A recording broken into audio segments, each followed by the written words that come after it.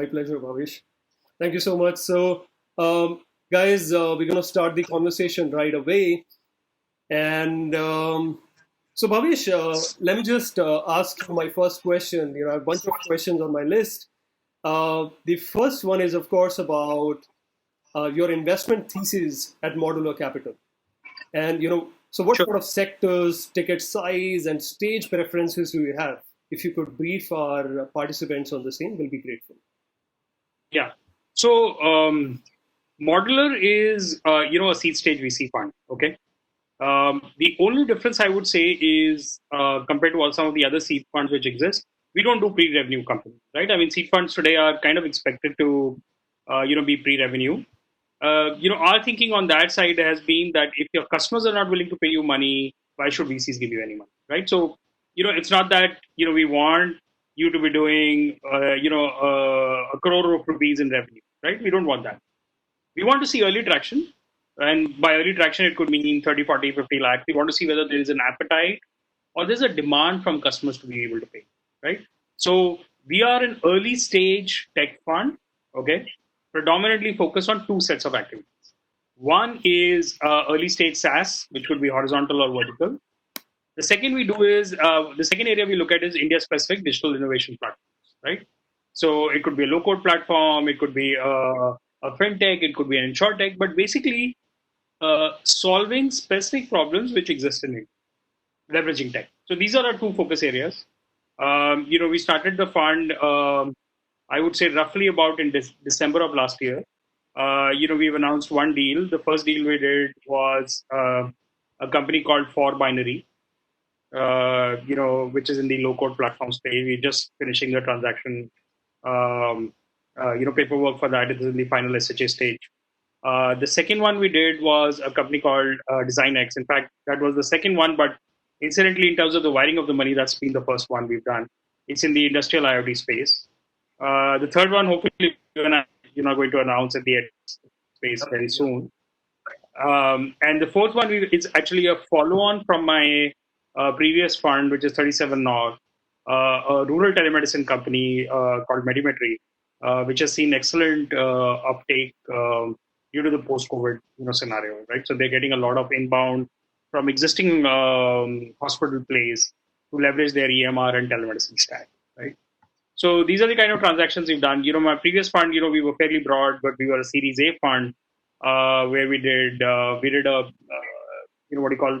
what is known as a sales tech company called Sales Pro. Yep. We were the first institutional investor in that, and we did a Series A 1.4 million round in a backpacking hostel company called Backpacker. So that's been roughly the journey of my transactions. Yeah. Thank you so much for sharing, Bhavish. Now, investors are always on the lookout of ideal founders, and founders are always looking out for ideal investors. Now, are there any ideal founders and ideal investors? Is it the right way to put it together? So I think on the ideal, let's talk about ideal VCs. You and I are VCs. Let's talk about that first, right? So I've always said this, to people who take term sheets from me. Having a VC in your company is like having your mother-in-law come and live with you forever, right? I mean, there's no better way to describe it. Yeah. So, we don't mind our mother-in-laws as long as they come for a week or two. But, a permanent mother-in-law is a dangerous situation. Let's be honest about it. Yeah. Right? Yeah. So, any VC, money is easy, but, it obviously comes with caveats. There are three sets of, rights which a VC looks at. Some are neutral, some, they don't care about, but there are certain things which they care about. You and I talked about it yesterday, right? The first thing they look, the tag along rights, right of first refusal, those are the kind of things which, no VC will ever let go. Yeah. Right. So that's on the, on the VC side. On the ideal founders, so I've come across, all sorts of, investors, founders. Very unfortunate, I've seen investors, founders take out money. I've seen founders in my own portfolio company, in my previous fund, who've been accused of, taking money out or bribes, those kind of things. These things happen. I'm kind of reminded by a VC who said, the ones who don't believe in their own ideas are the ones who take out money, right? But it's a very common situation happens. Fraud is very common in the startup ecosystem. You and I have both seen that, and it's not something which is specific to India. It happens everywhere, right? So my I think my only way of looking at a founder is, we get carried away about whether the guy is rustic as a founder, is he charismatic, can he speak good English? You and I have had several of those debates, right? Yeah. Is he a simple guy? Did he go to an IIT? Did he go to an IIM? And frankly, the only founder who does well is the one who can build sales. Yeah. At Absolutely. the end of the day, sales is everything. I don't care about, even though I'm a SaaS platform, I don't care about your underlying technology. Let's face it. Yeah. As long as you have the ability to grow your business on a month-on-month, run rate. As long as you can show that to me, I don't care. I don't care if you're running the most sophisticated AI ML model, right? Excellent. Or your data science team is super 30, is all IIT team. We don't care about that. And I don't care whether the segment you're operating is a function of it, right? So that's a matter of the fact, right? I mean, we can talk about a lot of other. And the second most important quality in my assessment is having empathy. When you lead teams, very critical, to have empathy as a leader. Because if you don't have empathy and EQ, neither will you be able to connect to your customers, will not be able to connect to your employees. You'll also not be able to connect to your VCs or fellow board members / investors. Great. That's my view on. Excellent. Excellent. Very well said.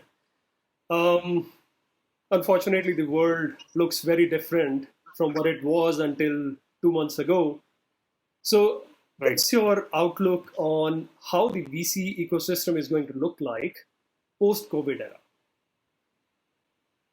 So I think there are two scenarios, right? I mean, you and I talked about this till recently also. One of the things I'm not seeing in my current pipeline is I would say, a decrease in the valuation. Okay. I've seen a lot of third-party studies. 100x gave out a very excellent assessment. I've seen some of the US studies which have come out. But I'm, at least in my immediate data set, I am not seeing a lot of, I would call it reduction, but I'm not seeing any reduction in valuations at all. Okay. So I want to stay that out. And I have a theory regarding why that is happening. A lot of the SaaS companies are fairly well capitalized, and they fall in two buckets. Okay. The ones who have capitalized and have runway for 6 to 8 months, I think they are the ones who are hesitating to pick up money either at a flat round or at a down round. Okay. The second thing we are seeing is a lot of early stage deals. I'm seeing a lot of convertibles, right? So the companies have raised like almost $2 million in like 2 or 3 rounds. In the previous round, they're all held in convertibles. Yeah. These kind of risks on the deal making, which I'm seeing, are much more apparent and are a larger issue than valuation. Right. So that's one. Sure. The second thing I'm seeing is pre-revenue companies are finding it almost impossible, to raise money. We've seen deals where terrific founders, they have excellent degree, have built and executed businesses in the past, but they're pre-revenue, right?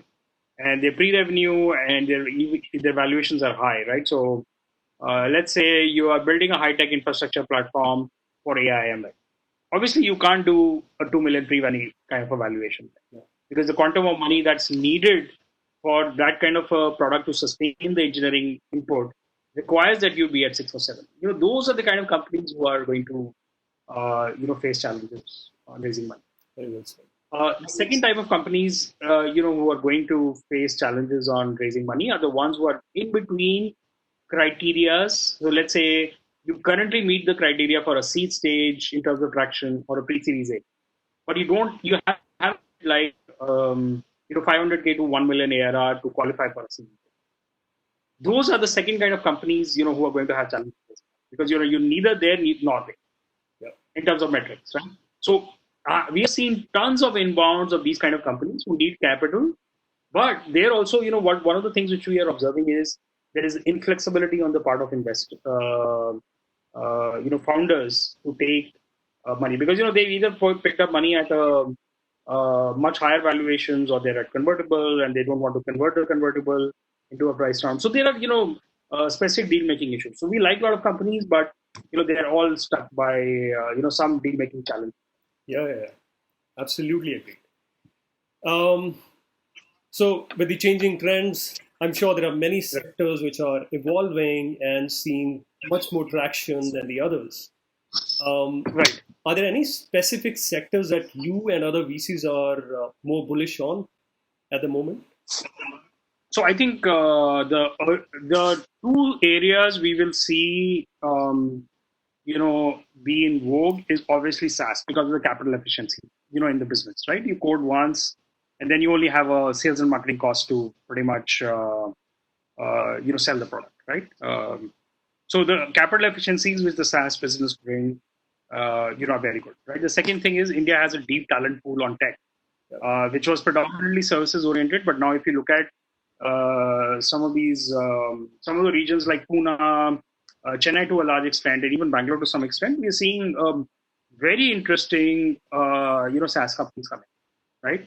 Or even AI first companies, so if you notice, Snowflake, which was just recently funded I think it was a quartered unicorn by Salesforce Ventures. We recently came across a company which has built comparable technology to Snowflake sitting out of Bangalore, right? Yeah. So these are the kind of things which we typically come across in the Bay Area. So the quality of the engineering startups in India is growing up very fast, right? I've seen geospatial analytics companies which have generative sir Hindi simulation, में बोलिए ना हिंदी में right? So those kind of things, we are seeing. Hindi में बोलिए ना sir Hindi में Who is this from?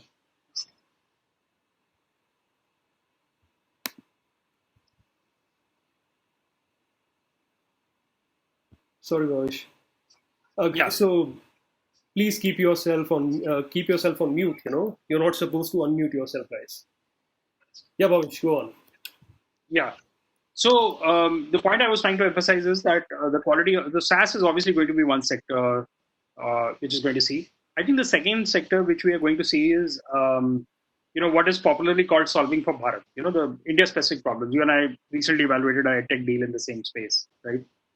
So I think these are the two types of startups which are going to see. You look at Khatabook; it's a great testament to it's a great testament to what it's solving for India. Could potentially be, right. I mean, 300 million. It's clearly on a path to being a unicorn, right? Yeah. If you're doing 300 million pre-money valuation in Series B, you are unless you do something drastically wrong, you're clearly on a path to being a unicorn, right? So I think these are the two types of companies which we see. The third two, four sectors are a no-brainer. The health tech.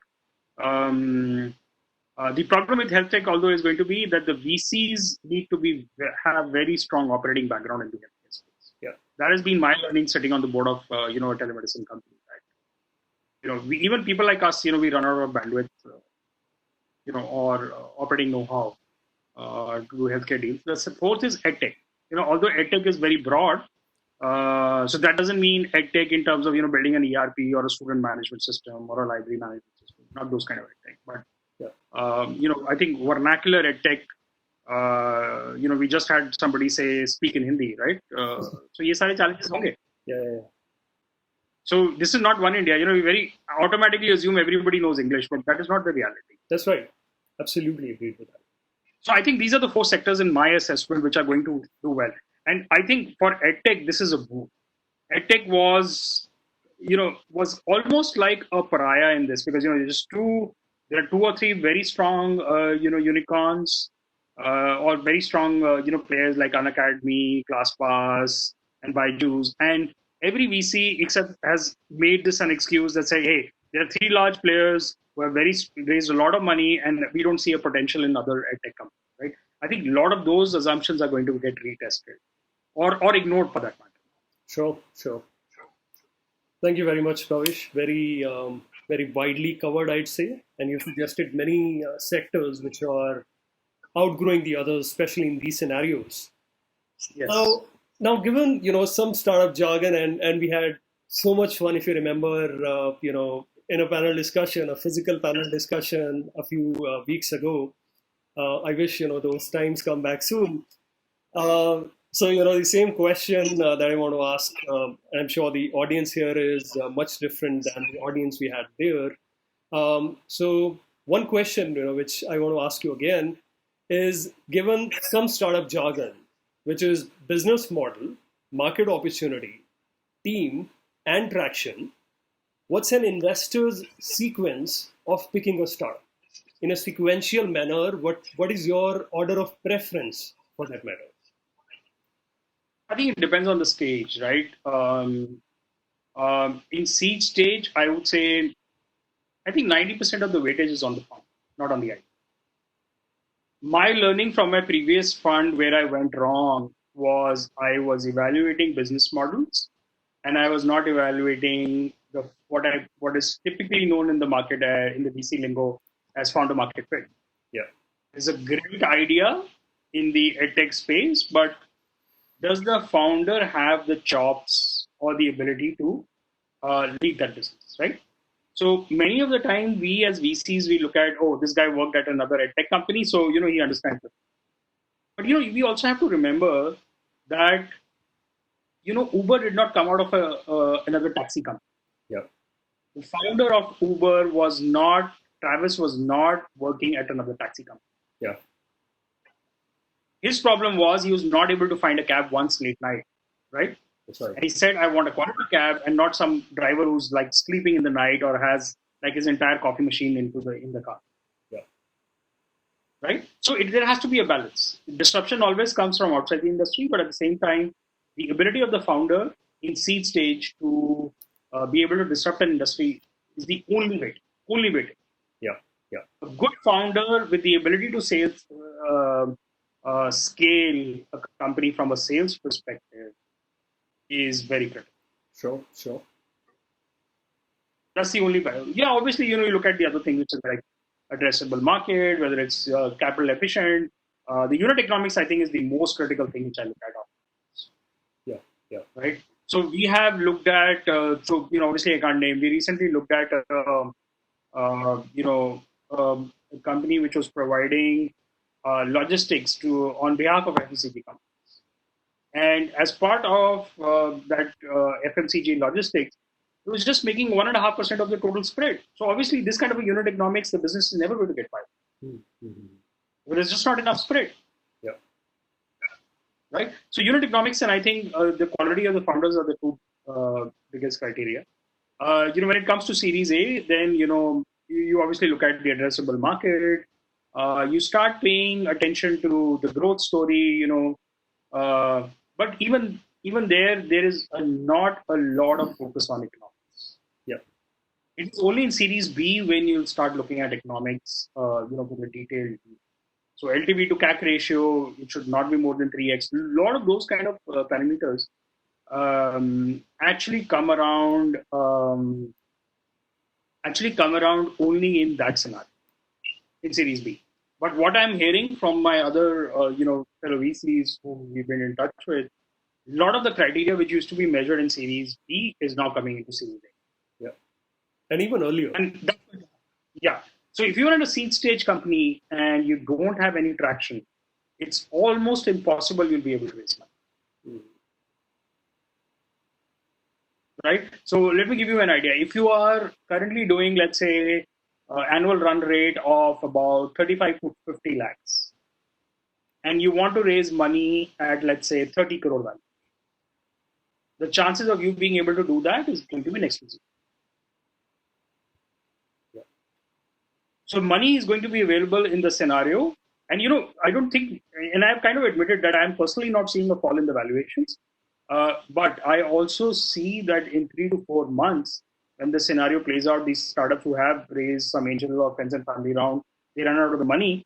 It is going to become an investor's market. It's not right now, but I think It's just at that hill where it's going to cross over. Sure. Sounds good. Now, here's a slightly longer question, and ask me if you want me to repeat this. Don't just shy away from asking me to repeat. Uh, it's like taking cue from tech giants like Ola, Uber, and so many others. What should matter more to the startups? Is it investability at the cost of sustainability, or profitable economics at the cost of scalability? So I think I read I'm sorry, I can't attribute to whom I read it on Twitter, but I read a very interesting comment on Twitter, which actually was in the favor of these platforms. Yeah. Okay. All these large delivery platforms. And the author made an excellent point. He said these are platform companies. They scale and descale based on demand. It's a marketplace, and I think it's a very viable line of thinking that or analysis that if I have demand, I will scale the number of people I need, and plus I don't have permanent people. That's how demand and supply works. These are principles of economics. Or, if you're on an Uber and there's a surge price, the surge price is not there to penalize you. It is designed so that more drivers come onto the roads. Yeah. Seeing the demand. That's an automated way of calibrating demand and supply. So these companies posting large losses, maybe I think there are certain businesses which can be built only on capital scale. So there's nothing wrong with that. But their ability to scale and descale actually works in their favor. Now take that same consumer platform analogy and apply it to SaaS tech. You can't do that. Just because I'm having 10-15% churn or people are canceling my SaaS licenses, I can't fire developers. Yeah. I still need to build on the platform. I still need to add features. I still need to fix bugs. So I think that the person who wrote that on Twitter is absolutely spot on, that these are platform businesses that scale and descale based. And that's the beauty of their model, actually, if you ask. Excellent. In fact, this session, I'm sure, is going to add a lot of value to our ICANN participants, the virtual accelerator that we are running these days. I'd request your time separately to meet our cohorts, maybe next week or week after, whenever it suits you. But I'm sure this is going to help them a lot, because they are also in the process of raising money, and these are very mature businesses, I'd say. People who are at the stage where they would start looking out for money. So a couple of more questions that I want to ask you.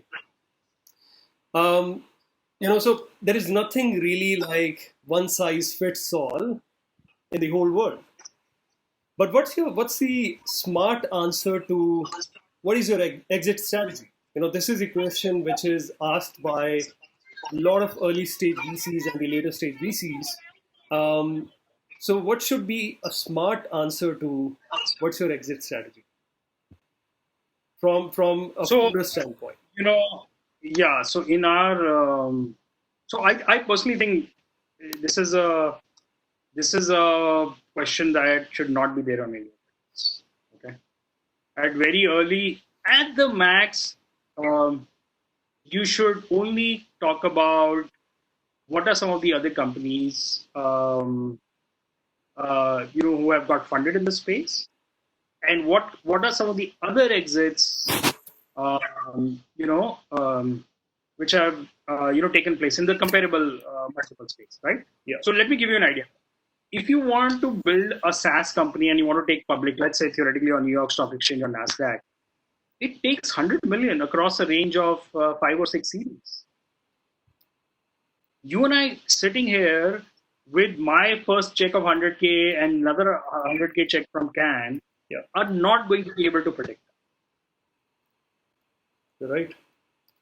Right? So I personally think that slide on potential exit strategies should be removed in early stage. If you're Series B onwards, yes, maybe it makes sense to have.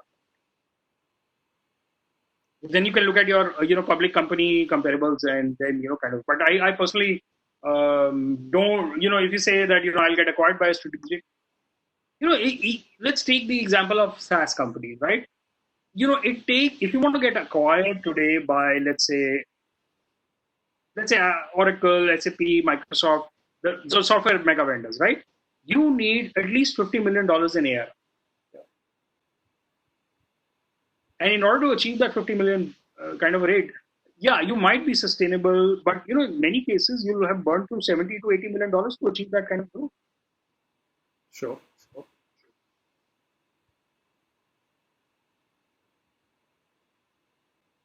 Sure, makes sense. Great. So, Bhavish, now a little detailed note on some of the key things that the founders should look out for in a shareholders agreement, a typical shareholders agreement. So, what can be the typical pitfalls which one should, that the founders should avoid, and anything that they should question their prospective investors on? Any 1, 2, 3, 4, 5 things that you want to mention, they'll really help the founders who are raising money at the moment. So I think one of the things which is becoming a norm in the industry is, what does a VC bring more than capital? Okay, we are seeing increasingly a lot of former entrepreneurs set up VC funds. It's becoming very common. Or former operators also combining hands with investor operators, to set up funds. It's becoming very common, very, very common, right? And so I think it's more than capital is something I'm a big believer in. Can they? So I had a very interesting question posted asked by a deep tech retail founder yesterday, who we had potentially looked at funding in my last fund. He was at 2 million ARR at that time, right? And now he's at 7 million ARR. If your VC has not seen those growth cycles, he will not be able to advise you on an operating.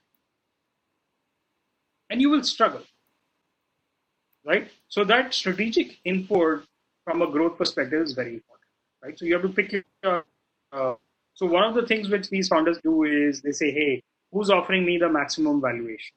And I will go buy it. Yeah. Right? And whether the fund is a fitment, do they have the capability? Those are going to be suspect, right? So ultimately, you will actually end up harming yourself more, even though you have protected your dilution slightly better. Okay.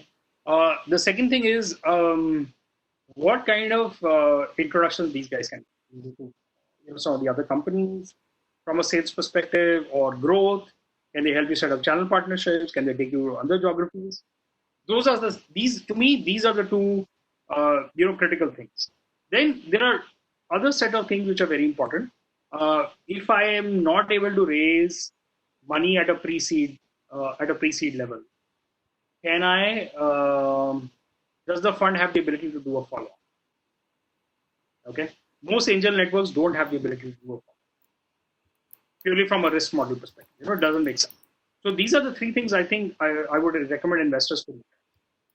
Are they willing? So in your term sheet, if they have committed to amount, is there a commitment amount for participation? In another series, will they co-participate or not? And how much of reserve capital do they have as part of their fund? Sure.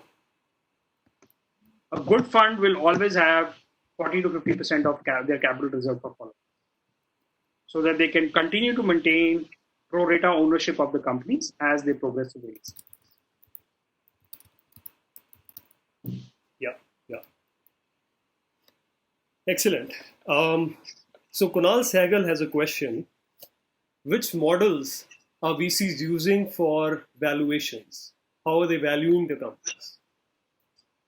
So I don't have a model. I have a dart. So I actually send a dart on a board, and whatever number gets hit. That is the valuation. But jokes apart, I think there are various models. The primary model which we use is we take there are about 90 odd public companies in the software space.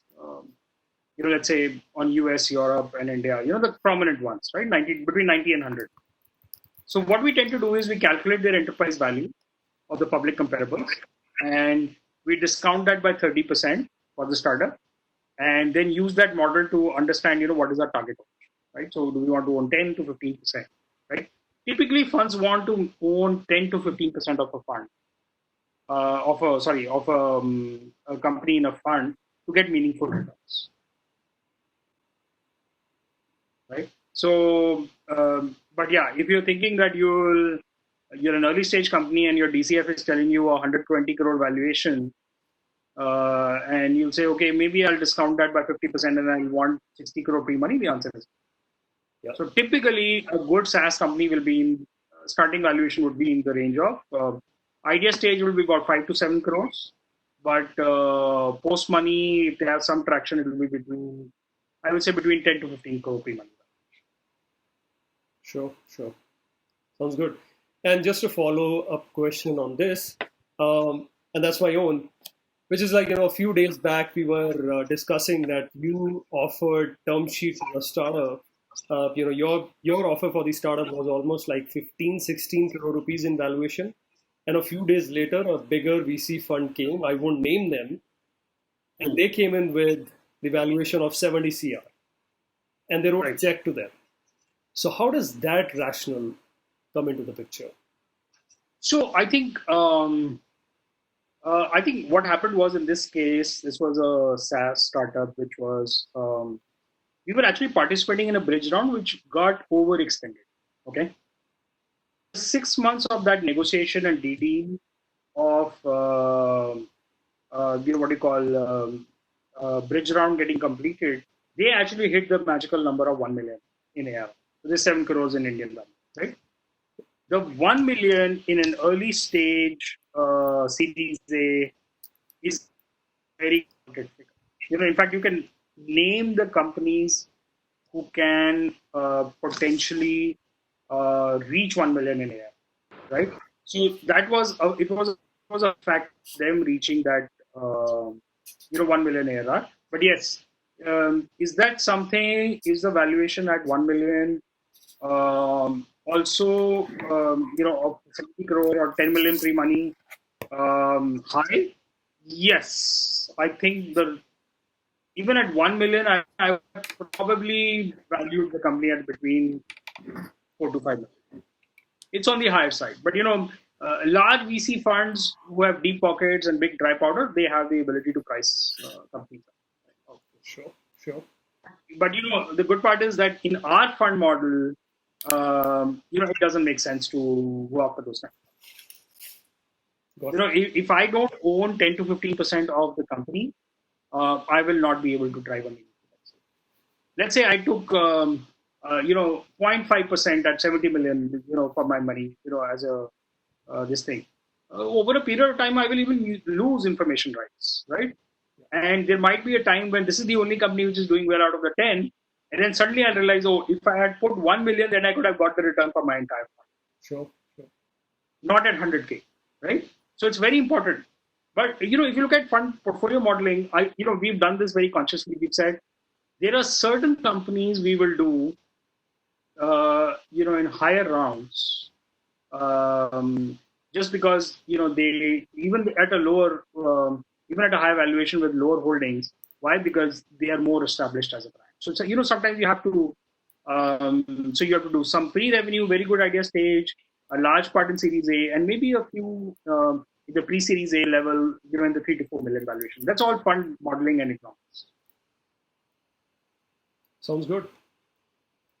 Now, Munish's question is, how can startups get the visibility from VCs? How to get their eyeballs?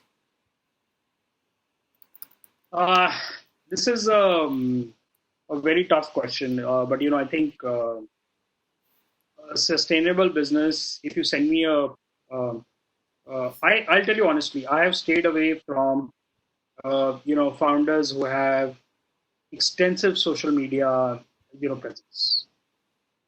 In my mind, and I could be wrong, and I say this in all humility, that I'm not trying to chastise any of those founders. But I've also heard terms like "jo dikhta hai wo bikta hai." So maybe it's driven by that philosophy. But I stayed away from them because my view on that is that if you are a serious company trying to build a business, you don't have time to do social media as a form. Okay, that gives me the impression that you're not focused on your company and then your customer. You're focused more on making an impression in the public, in the eyes of the public. There's nothing wrong with that. Maybe in the consumer side of the businesses, that's almost right. But the second thing I would argue is that if you're building a sustainable unit economics model and you reached out to me through LinkedIn and you said, hey, can you look at my company? And if I see sustainability there, the ability to build a good unit economics, I will always be driven or drawn towards you, whatever you want to call it. So I think the best way to get VC's attention is to by building through a sustainable business model. If you are a capital inefficient company, if you're spending X amount to get 1x the number of growth, you're spending 5 million to get 1 million of revenue.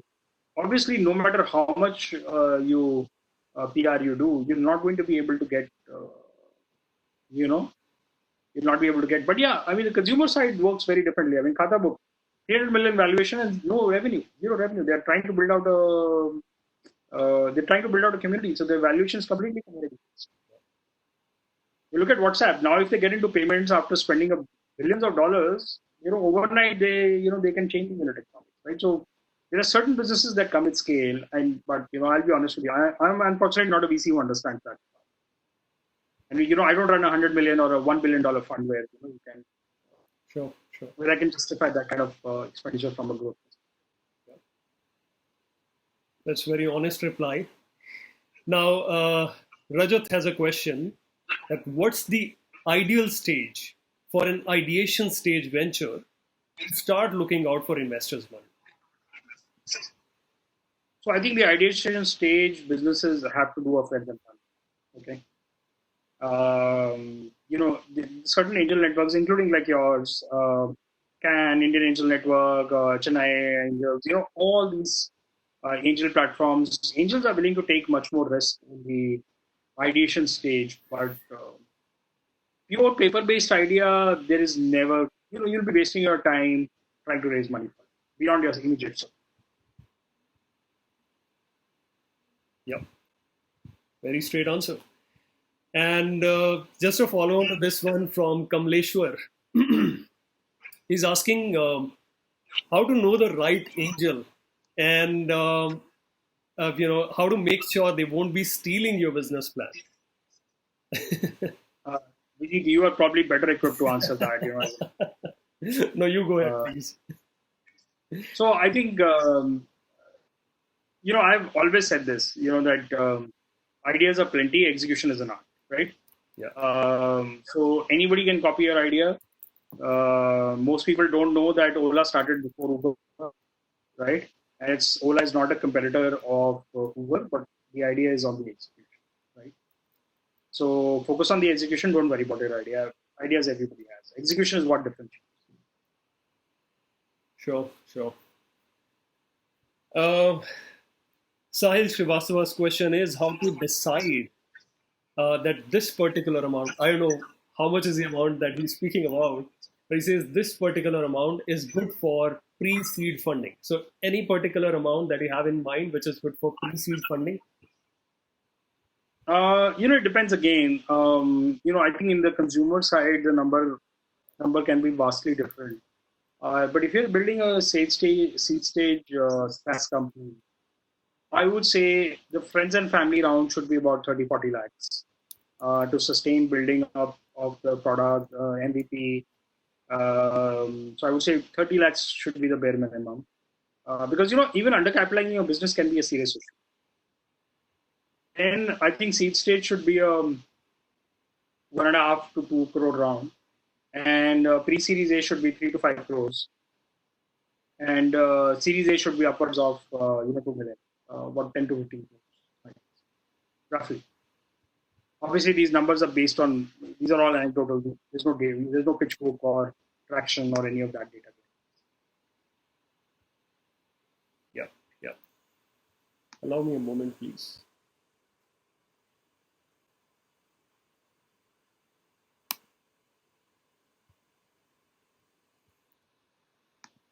All right. So Harshit Bhardwaj's question is, how much would you recommend bootstrapping a business, and how to decide between bootstrapping and raising capital? So he's basically asking your opinion on whether somebody should go about bootstrapping or raise capital if that's an option. Say at very early stages, So, of course. yeah, so let me give you a very honest answer. The ideal profile for a company which VC is looking for is a company that is not raising capital. Okay, he's a founder who has bootstrapped his business, and I'm personally currently chasing two situations like that, where the founder does not need the money, but I like him, I like his business model, so I actually am chasing. That is the ideal situation. So, given a choice between a bootstrap business and what I would call raising capital, the one which is bootstrapped will always catch the eye of the VC. But at the same time, it should not come across as a lifestyle. यार मेरा 2-3 लाख रुपए बन रहा है महीने का, तो I don't need to, why do I need to get somebody on my board? Let me just continue. So there's a fine balance.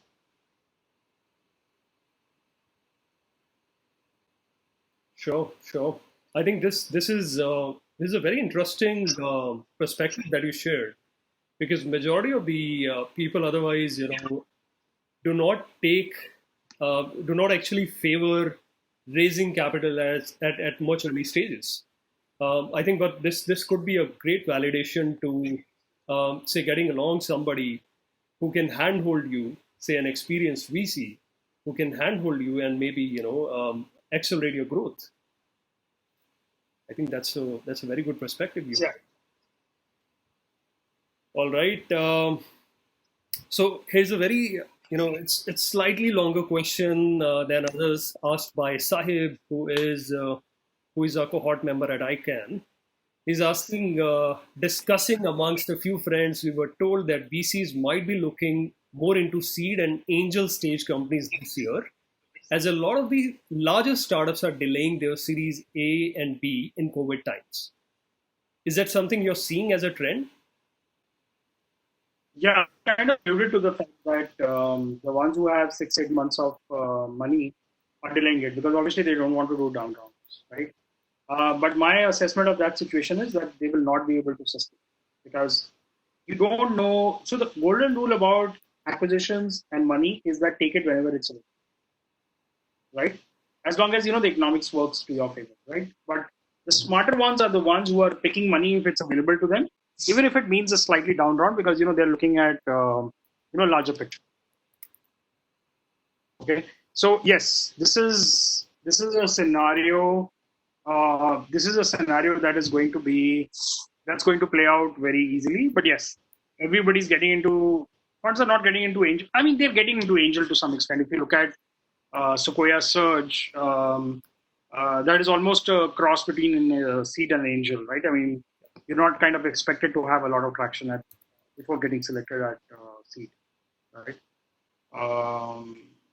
So I think the point really is that most companies should be able to pick money from funds at the seed stage now. Yes, but you have to keep in mind a lot of funds, while they have these seed and accelerator programs, they're actually not actively promoting them right now because their focus is 100% on their. And a lot of the capital they're actually reserving. Why? Because if you hold 10-15% in a company, you don't want it to go down at the cost of funding a new startup. Yeah. So if somebody is giving you this information that a lot of VCs are getting into angel and seed because of COVID, the answer is no. They're not getting it. Beyond the established programs they already have. Yep. Now, in extension to the previous question, not the immediate one I just asked you, but the one that I asked you prior to this, Casey is asking, is there any way to operate a startup without raising funding? Yeah, I mean, a lot of examples of that. I mean, Zoho is a great example of that, right? Revenues are expected to be in the 300-400 million. Some estimates even suggest $500 million in revenue. So there are ways. Not a single penny raised. Tally is another example in India. I think almost 100 million in revenue. So yes, there are examples of that. Those kind of companies. Yes, it's possible to do. Sure. And Munish has another question. He's asking, how much equity should we give, in at the seed and Series A levels, keeping a long-term view? What's the typical range of dilution that somebody should consider at seed and Series A? Is there any thumb rule here? So yes, I think there are some generally accepted principles. So it's driven not only just by valuations, but also what is a minimum threshold of what we call as promoters still having vested interest in the business. If they own 20-30% of the business after a certain time, then they're obviously not going to be motivated. And then it doesn't become a VC, it becomes a PE transaction, right? So the answer to that question is, in a seed round, typically you should not dilute more than 25%, between 20 and 20. Yeah. But we've come across companies in seed stage which have given away, almost 50% of the company for 130, 140K. Yeah. Those kind of companies are a red flag.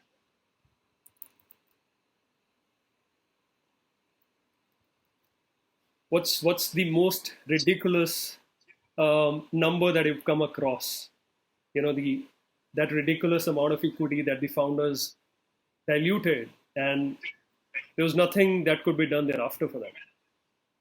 Yeah, I think 50. 50 is what I've come across. This was a health tech company out of Pune. I don't want to name them, but in their seed stage for 1 crore, they had given away 50%. Sure. You just spoke about seed round. 25% probably is the upper limit or the cap for a seed stage company. What about Series A? I don't recall the number, but I think it should be in the 30 to 35 range. That by Series A, the founders should still have about 60-65%. It also, the other thing you also need to keep in mind is that it might be seed or Series A, but it also depends how much money they have raised. Okay, so it's a combination of not just the stage, but also the amount of money you have raised. Yeah. Understood. I don't know whether we have Kamal here with us or not, Kamal from Caspian, but he asked a question while filling out the form. His question was, while evaluating a startup for doing a venture debt round, what are some of the fundamentals to be considered? So I'm not an expert in venture debt, but what most people don't know is that venture debt is typically done within a month of raising a VC round. Okay, and typically venture debt firms have very strict criteria. They have to be tier 1 funds from which you have raised money. And the second thing which they see very clearly is it has to be done within a month of the Series A, and typically it's done on Series A rounds of $2 million. Okay, that's what I've seen. In my previous fund, we went to several debt funds, for some of my Series A companies, and they see the cash flow sustainability of the businesses. Without that, venture debt is not easily available. So you don't think that you can protect your dilution, because venture debt is also very risky. They put a lien on the total outstanding number of shares. So in case you default, in most cases, venture debt funds end up owning 70-80% of the company. Sure. And what happens is that if there's a default, the VC fund, because it doesn't want the venture debt fund to end up owning 70-80% of the company, they actually start, they actually have to end up paying, whatever debt loan has been. Got it. Yep. So Anshu Gupta has a question that we are not from a technology business. We provide home services for fabric and custom tailoring. Can you please suggest prospective funds or any investors that we can approach? Yeah, Vineet, happy to talk to them offline.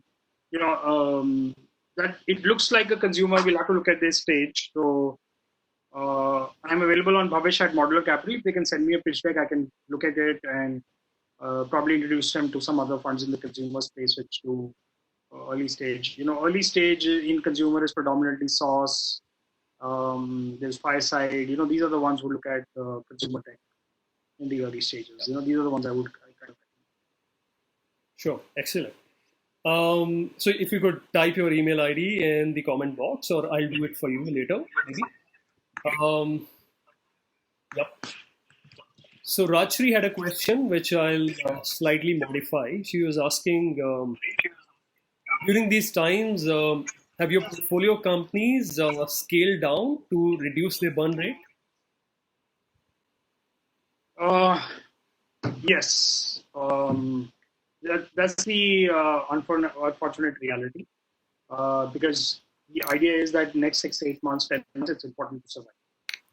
Because showing growth by burning capital in these months is not going to get you anything. There's no activity which is happening. Yeah. So it's everywhere. Sure.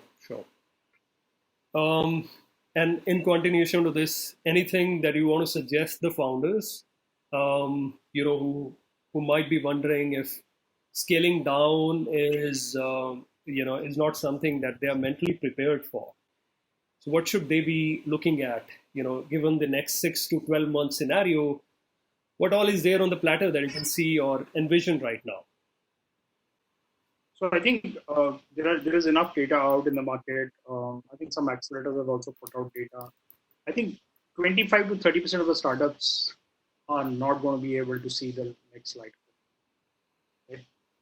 The reality is far more grim than what we are, kind of expecting. And no VC has been through. I've been through the dot-com bust. I've been through the 2008 economic crisis. I remember in 2000, when 9/11 happened. I was sitting in office when the two planes hit the World Trade Center. You just revealed your age without saying it. Yeah, I know.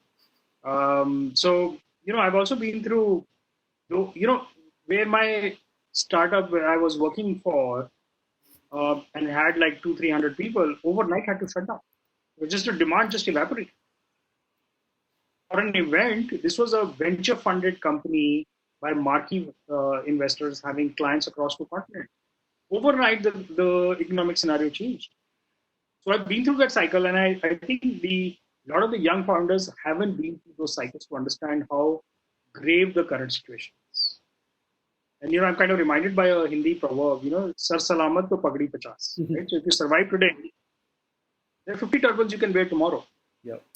But right now, all you need to do is conserve your cash. So if you're in a SaaS business, your focus has to be on retention of customers, not on making new sales. Yeah. If you're a product company, you have 8 to 10 months of runway. Keep working on products. Make tech your moat. Yeah. Add features which none of your other competitors have. But chasing sales right now is counterintuitive.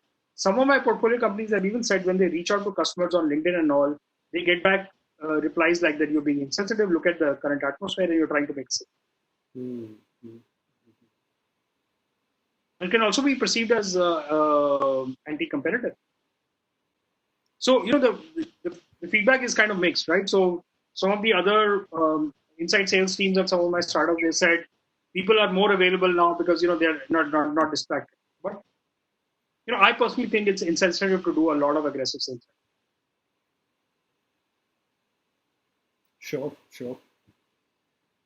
Since you just spoke about competition, Harshit had a question that what to do if your competition is constantly raising and spending on marketing and you're stuck on bootstrapping. which may lead to losing the potential market share? How to tackle such a situation?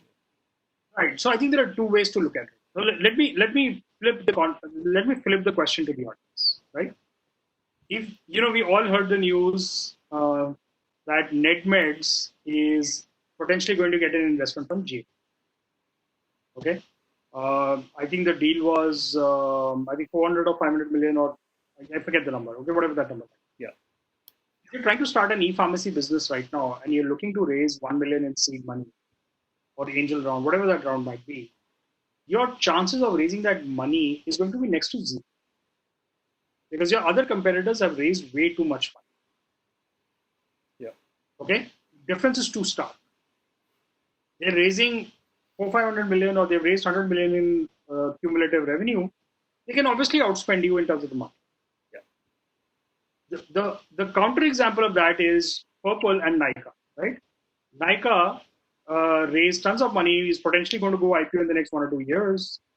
And if not a unicorn, it's potentially already a unicorn, or on its way to becoming a unicorn, right?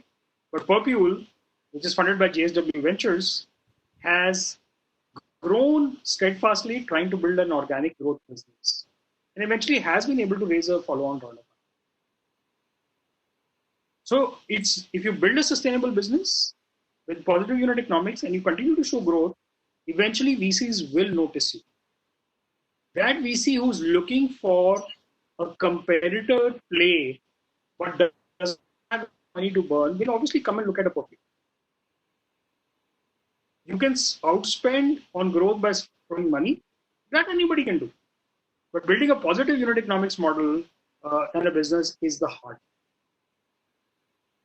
And I think what's going to happen is, in post-COVID scenario, startups which have a brand cachet and are able to build a sustainable unit economics model of growth, they are the ones who will find more favor and money. Sure. In fact, they're the only ones who are going to be able to raise money, whether they're in the B2B space or in the consumer space. Very well answered, Bhavish. Now, in interest of time, I have one last question that you can answer, and that's from Mehak. She's asking, there's a lot of talk about honest failures, honest failures as we speak about. On the end of founders, how do investors perceive down rounds, keeping in mind this perspective? So say, your next round of investors see that you've done a down round, or they could put you in a situation to do a down round. And that could be due to your previous failures in, say, in failing to get the returns on capital employed or efficient use of money, or anything to do with your growth or sustenance for that matter. So how do you perceive that as an investor? Unfortunately, there's no other way to say this, but if you were burning money for growth, you are in the face of a shitstorm. Let's be honest. There is no other way to say this. Yeah. If you were building, again, I repeat this again, if you were burning money for growth, there is no savior available for you so if you were doing that and your fund is in the post-investment stage, there's nobody there to save. And there's no follow-on capital availability. Right? On the flip side, most founders most VC funds would have clauses like full ratchet, where any down round would protect them from dilute. Clauses like full ratchet, where any down round would protect them from dilute.